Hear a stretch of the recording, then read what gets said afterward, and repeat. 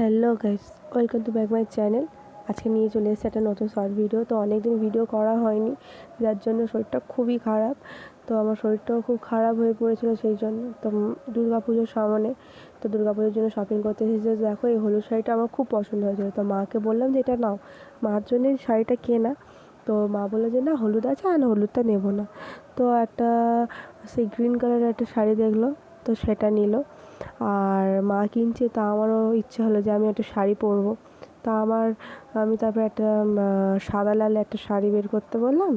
তো সাদা লালের শাড়ি বের করে, তো শাড়িগুলো খুব ভালো, খুব ভালো শাড়ি। তো তোমরা যদি কখনো আমাদের এই লক্ষ্মীকান্তপুরে আসো, তো তখন তোমরা আসবে শিবশঙ্কর বস্ত্রালয়, এই দোকানটাতে আসবে। খুব ভালো ভালো শাড়ি, কিন্তু আমি বুঝতে পারছি না আমি কোন শাড়িটা নেব।